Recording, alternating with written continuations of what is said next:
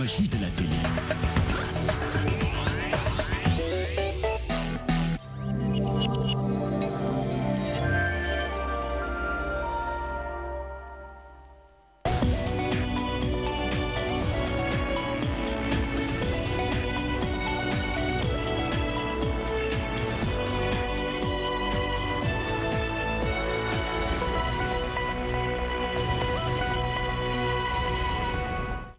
20h sur DTV, le journal et ses titres.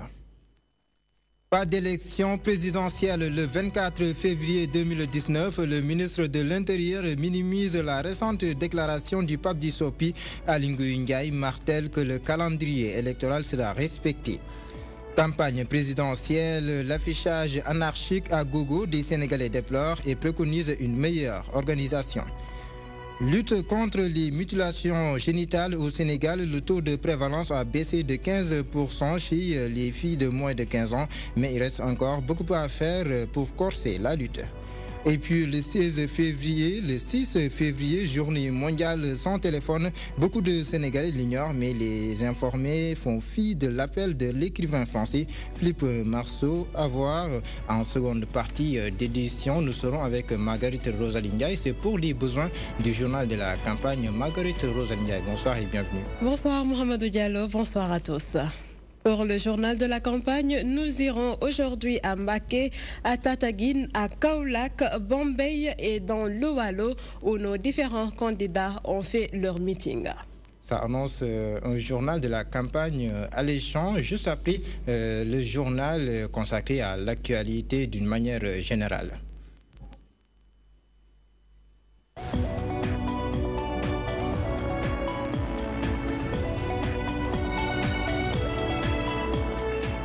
Bonsoir et bienvenue, direction Ziguinchor. Les pro-Ousmane Sonko exultent. Le gendarme Nicolas Mendy a été condamné à 3 mois de prison avec sursis. Il est reconnu coupable d'abus de pouvoir.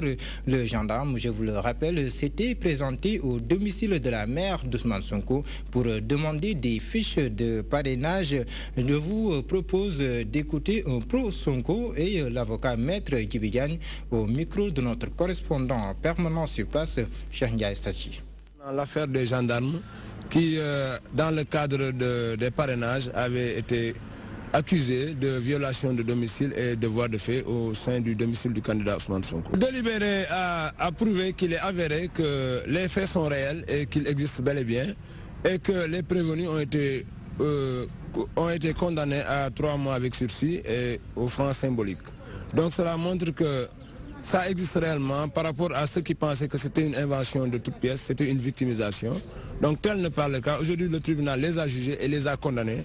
Donc nous pensons que c'est une première satisfaction et nous estimons que le droit a été dit dans ce cas. Que la décision elle-même a déclaré le gendarme Nicolas coupable d'abus d'autorité. C'est une infraction qui est consacrée aux dispositions de l'article 164, alinéa 1er du code pénal, qui justement montre qu'effectivement l'action qui a été faite par Nicolas Mendy est une action qui enfreint à la loi. Mais oui, c'est d'abord une victoire pour le peuple sénégalais. Vous savez, la loi, elle est là pour tout le monde. Lorsque quelqu'un contrevient à la loi, c'est en toute évidence que quand une décision est rendue contre elle, c'est tout d'abord le peuple qui doit s'en féliciter. Et c'est à ce titre-là, c'est d'abord le peuple sénégalais qui est tout à fait, je pense, content de ce que cette décision a été rendue de façon tout à fait juste. Maintenant, la famille de façon particulière, qui a subi un préjudice, c'est tout à fait également normal que cette famille-là, aujourd'hui, se sent tout à fait heureuse de voir que justice a été rendue. Que vous comprenez un peu le caractère de cette procédure-là.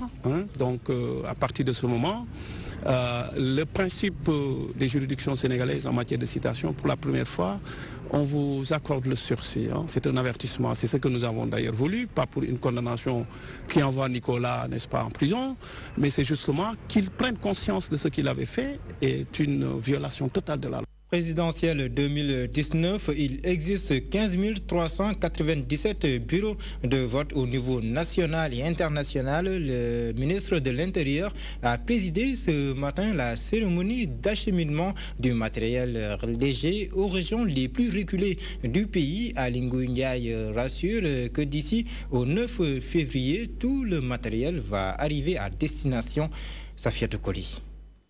lot que sont disposés les bulletins de chaque candidat prêts à être acheminés dans les lieux de vote des différentes localités du pays. Cette année, le gouvernement a apporté des innovations afin d'éviter des problèmes électoraux du passé. Je précise que pour chacun d'entre eux, on a produit plus de 8 millions de bulletins parce que c'est le fichier électoral majoré de 20%. Les enveloppes, les fiches d'émargement, les exemplaires de code électoral, tout le matériel qui doit aller jusque dans les bureaux de vote. Pratiquement, les sous-préfets vont recevoir des kits par bureau électoral. Pour une élection qui respecte les normes établies, le ministre promet un dispositif sécuritaire aussi bien pour les candidats que dans les lieux de vote. Au bureau de vote le plus éloigné, nous aurons les forces de défense et de sécurité qui seront là-bas, présentes au moins 48 heures avant, pour assurer d'abord la sécurité du matériel. Pour le moment, les candidats assurent eux-mêmes leur sécurité. Nous avons quand même pris des dispositions pour que la police et la gendarmerie, partout où les candidats eux-mêmes organisent donc des meetings, que la police et la gendarmerie soient dans des dispositions prêts à les appuyer. Même à Touba, des changements ont été apportés sur la carte électorale. Au dernier législatif, il y avait des problèmes à Touba, mais nous avons également quand même pris des dispositions. D'abord dans le cadre de la modification donc de la carte électorale, nous avons augmenté le nombre de lieux de vote, le nombre de bureaux de vote également, on l'a augmenté à Touba. L'élection présidentielle prévue le 24 février 2019 aura bel et bien lieu. Des assurances du ministre de l'Intérieur qui soutient que rien ne peut empêcher la tenue de ce scrutin. Des bulletins de vote, des affiches, entre autres, ont été produits en quantité. Safiatou Koli, cette précision du ministre de l'Intérieur n'est pas fortuite. Pas d'élection dans les conditions actuelles. Alingu Ndiaye minimise cette déclaration du secrétaire général du Parti démocratique sénégalais. Le ministre de l'Intérieur rassure que l'élection présidentielle va bel et bien se tenir le 24 février prochain. Abibsi l'accuse d'avoir créé des bureaux fictifs à Linguère. Le ministre de l'Intérieur dément et apporte des précisions au micro de notre reporter. Bon, j'ai entendu le président Ouad que nous respectons tous pour tout ce qu'il a fait dans ce pays, mais je pense que c'est des positions tout simplement d'hommes politiques qu'il exprime, mais le scrutin, Inch'Allah, aura lieu le 24. Mais il sera là le 7 de toutes les façons pour empêcher. On va l'accueillir à bras ouverts. Ce pays également, Ouad a eu à faire beaucoup de choses pour ce pays. C'est un ancien président, il mérite tous les égards. J'avoue que je ne veux pas peut-être répondre par le mépris. La carte électorale est déjà disponible. Donc, qui dit carte électorale dit l'ensemble des bureaux de vote dans toutes les circonscriptions avec une implantation physique. Donc je vous envoie juste à la carte électorale du département de Linguère, vous allez voir s'il y a un bureau qui n'est pas implanté dans un lieu physiquement défini. C'est ça qui est important. La dernière sortie de Maître Ouad n'en finit pas de susciter diverses analyses. Elle peut être jugée comme une stratégie et l'est par pas mal d'observateurs. Ça peut être un moyen de pression sur le pouvoir, mais ces analystes estiment que le boycott n'est pas du tout une solution. Adjarangaï. Les propos du pape du SOPI interpellent plus d'un. Pour cet analyste politique, c'est tout Maître Ouad. Il indique que c'est un moyen de pression pour faire réagir le pouvoir en place. Je vois cela comme un moyen de pression qui arrive à son nom parce que l'opposition est assez molle. Il s'est passé beaucoup de choses, les gens n'ont pas vraiment réagi. Parrainage, on a recalé des gens sur des bases tout à fait douteuses. Les gens n'ont pas réagi, etc. Et peut-être que s'il vient lui, l'opposition va avoir un regain de force. Et c'est bon pour la démocratie, à condition qu'on puisse éviter la violence, les morts, les blessés, etc. Maître Ouad doit comprendre que les Sénégalais n'ont pas besoin de violence à ce stade de l'élection, confie ce politologue. Ouad a donné des mots, utilisé des mots qui sont quand même allusifs et qui renvoient au sang, à la guerre, à l'insurrection, à la révolution. On ne veut pas de ça au Sénégal. Quand il parle de 2000 morts au Burundi, quand il parle de 3000 morts en Côte d'Ivoire, j'estime en termes d'analyse de contenu qu'il invite les Sénégalais à refuser ou de boycotter le vote, ce qui n'est pas juste.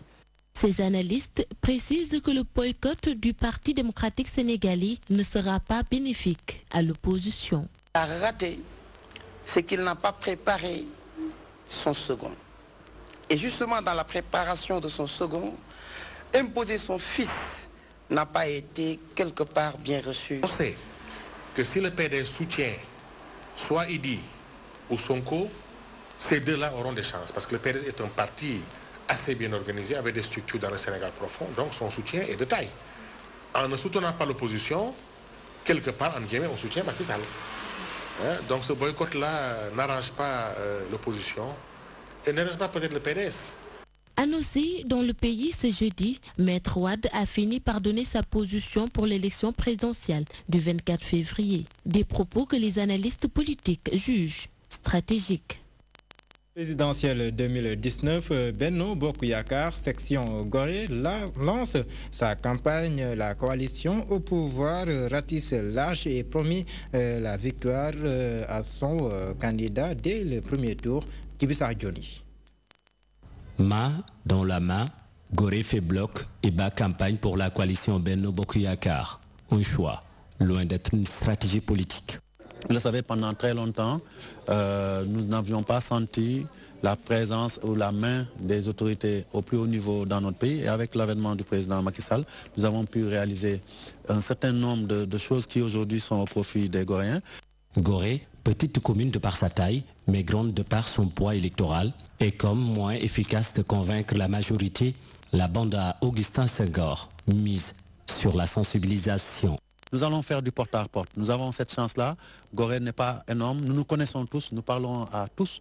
Même ceux qui se réclament des autres candidats, nous posons de par notre histoire, nous posons de par notre culture et nous posons de par notre rayonnement international.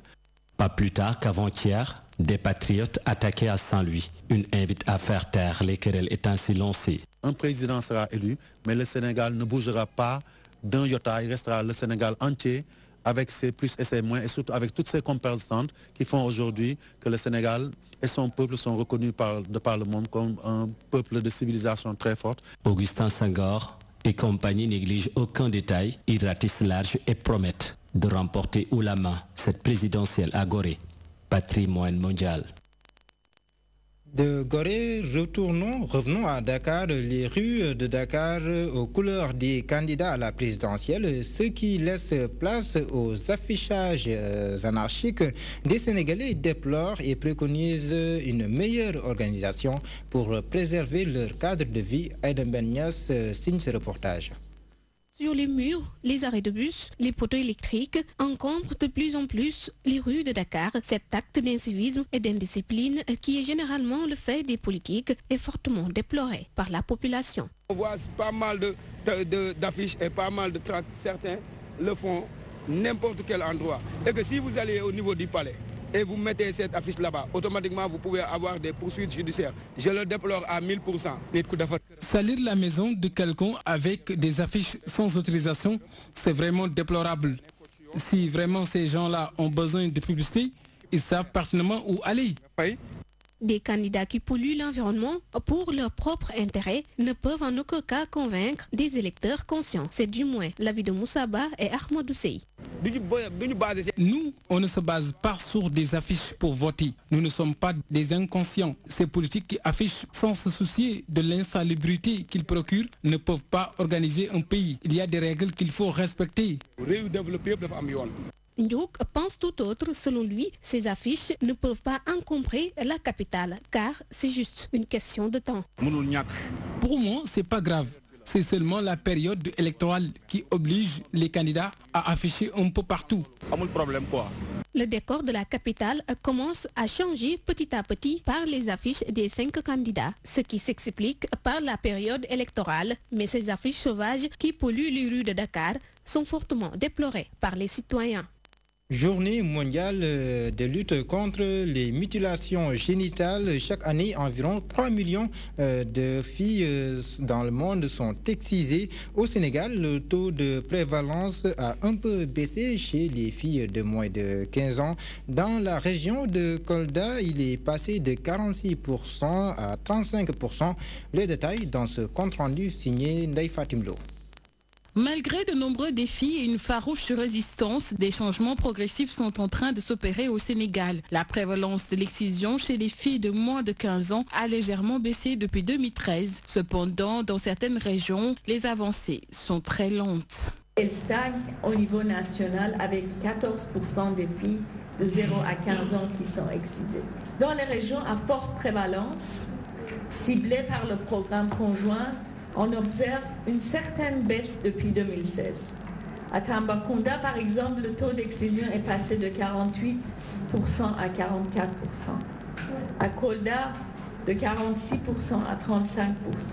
À Sédu, de 53% à 43%. Pourtant, les taux à Matam restent inquiétants.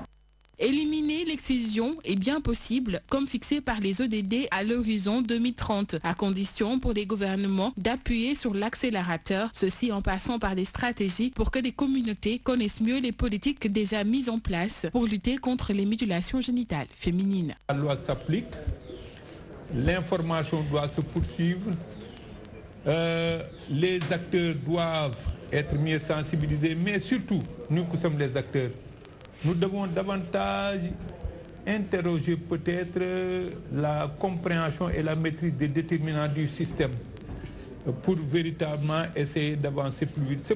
Les filles victimes d'excision mettent la main à la pâte. Après une formation, elles sensibilisent la population sur les méfaits de ce fléau, un message qui n'est pas tout le temps facile à transmettre. Il y a des parents qui sont là, mais qui ne veulent pas comprendre en fait les méfaits de l'excision. Qu'est-ce que ça donne? Quelles sont les conséquences de l'excision? Alors nous, on est tout le temps dans le terrain, essayer de sensibiliser les parents, essayer de les ramener en raison pour leur dire que cette pratique-là, c'est méfaste, c'est dangereux aussi pour la santé de la jeune fille. Aujourd'hui, l'accent doit être mis sur l'information et l'éducation sur les effets néfastes de l'excision, ceci en passant par les TIC pour sensibiliser davantage les jeunes. Cette question, dans cette édition, seriez-vous disposé à passer une journée entière sans votre téléphone portable? Eh bien, ce 6 février est décrété Journée mondiale sans téléphone. C'est une initiative de l'écrivain français Philippe Marceau. Eh bien, ce dernier semble bien esselé dans sa logique. Chantal Badji nous en dit plus. Une journée sans téléphone portable, a fortiori 3. Pourtant, depuis 2001, le 6 février est décrété Journée mondiale sans téléphone. Aux HLM, ces Sénégalais s'étonnent de l'instauration d'une telle journée. Ils doutent de son application au Sénégal. Est-ce que c'est possible de passer toute une journée sans son téléphone portable? Quand je te parle sincèrement, je ne pense pas que je puisse faire ça parce que, vu que ce que le téléphone m'apporte dans une journée, je ne pense pas pouvoir l'éteindre pendant 3 jours. Selon eux, le téléphone portable a un grand impact sur l'économie du pays. Sans priver, ne serait-ce qu'une journée peut causer de grosses pertes sur leurs activités. Beaucoup de gens travaillent à partir de leur téléphone portable. Je ne suis pas prêt à faire ce sacrifice. Je ne peux pas vivre sans mon téléphone portable. C'est mon outil de travail. Je peux me priver même de voiture, mais pas de téléphone. L'impact économique, surtout que le téléphone fait dans la société. Là aussi, c'est très important. Pourtant, ils disent être conscients des méfaits du cellulaire, surtout sur le plan sanitaire. Médicalement, ils disent que pour répondre au téléphone, je ne sais pas, ça peut endommager, sinon te rendre le cancer, je ne sais pas, quelque chose comme ça. Quand on répond au téléphone toute la journée, on a souvent des vertiges. Nous qui sommes des businessmen, nous parlons au téléphone pendant des heures. Nous sommes conscients que c'est pas bien. La journée mondiale sans téléphone portable est un ensemble de 3 jours pendant lesquels, selon son promoteur Phil Marceau, le public est invité à réfléchir à l'usage qu'il fait des téléphones. Ces Sénégalais soutiennent qu'ils n'imaginent pas se déconnecter du monde, et ceci pendant 3 jours. Avant d'en arriver à Chantal Badji, passons au journal de la campagne.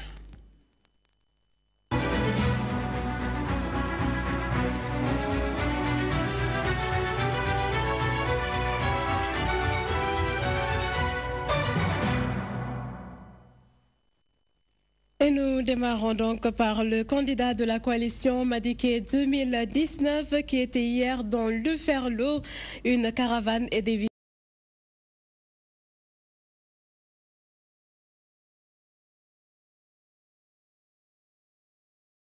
réalisation du candidat sortant dans ces zones. Il a cependant promis une unité de transformation agricole, l'urbanisation et l'assainissement à ses habitants du Ferlo. Voici Maître Madické Niang avec Omar Danso.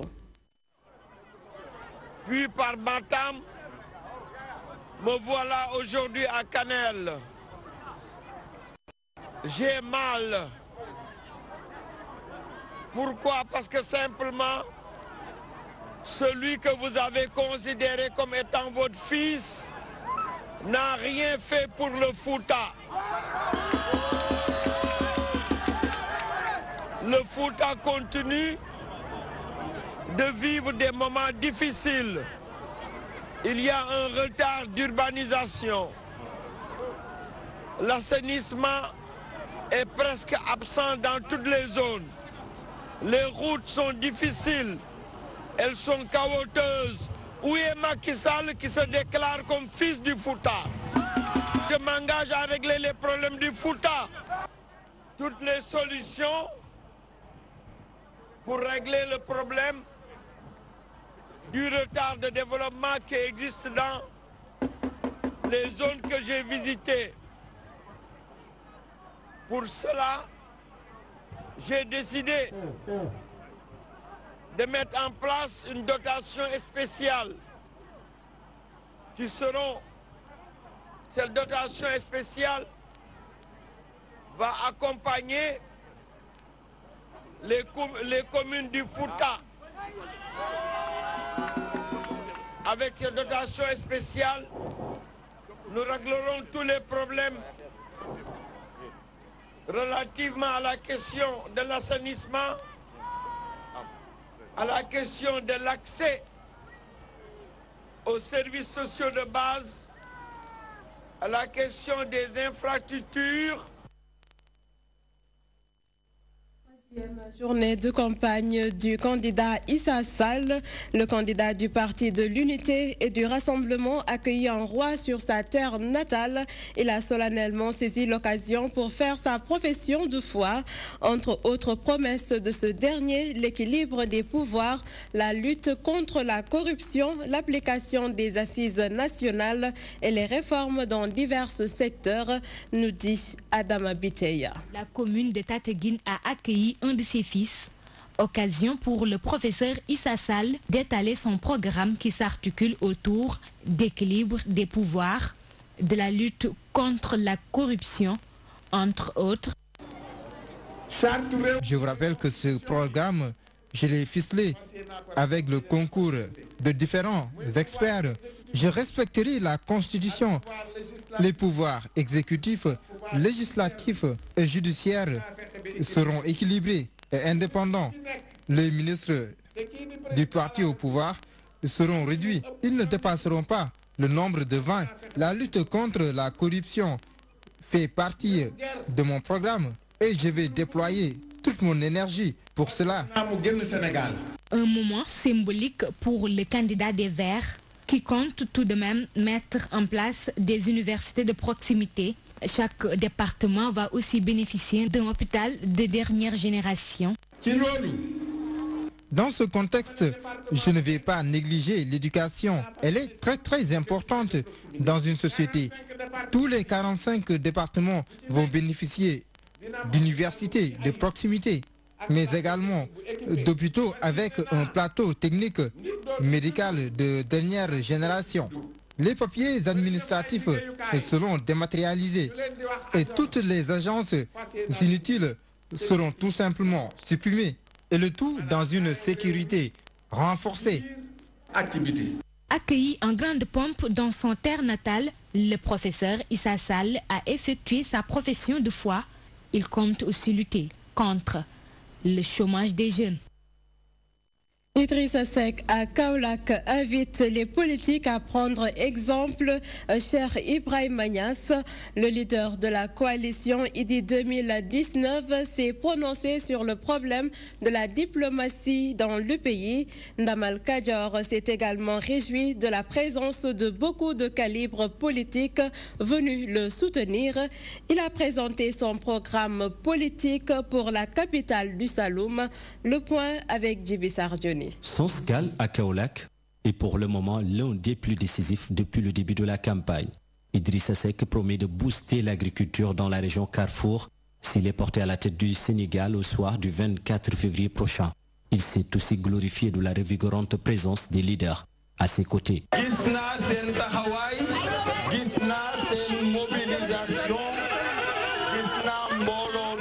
Les enseignements et les œuvres de nos chefs religieux doivent servir au peuple. Ils ont marqué leur empreinte dans ce monde. Le Sénégal doit avoir une diplomatie d'influence qui va lui permettre d'être parmi les meilleurs. La figure de Baye Niasse doit servir à notre diplomatie.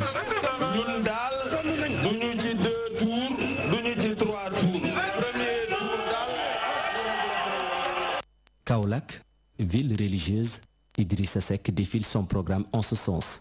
Il pense que les œuvres de Baye Niasse doivent participer à la consolidation de la diplomatie.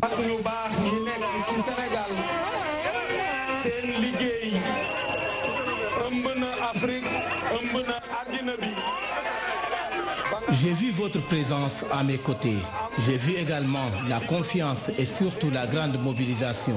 Vous êtes en train d'abattre un travail. Les militants ne cessent de nous rassurer. Nous, on ne parle pas d'un second tour, mais plutôt du premier tour.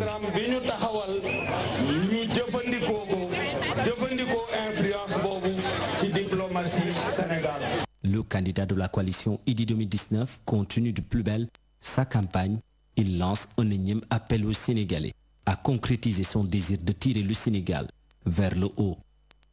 Présidentielle 2019, Ousmane Sonko était à Bombay. Il propose une réforme foncière pour les paysans afin d'assurer la propriété de leurs terres.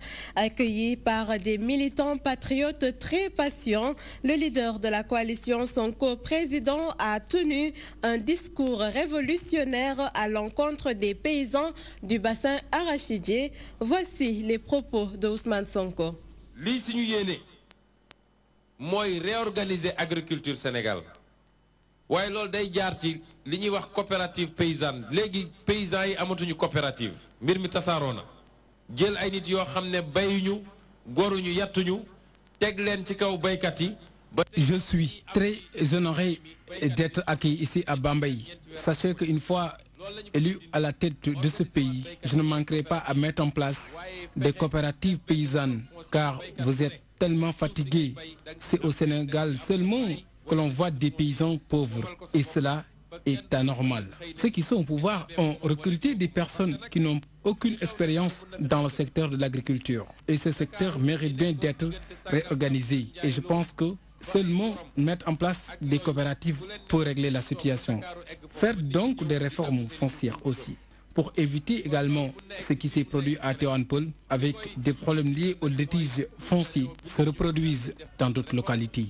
Il faut qu'il y ait d'abord au préalable des préventions. Ces réformes permettront aussi aux paysans de bénéficier des papiers légaux. Alors, il faudra donc prendre en compte l'enjeu de cette élection présidentielle qui est un rendez-vous très important.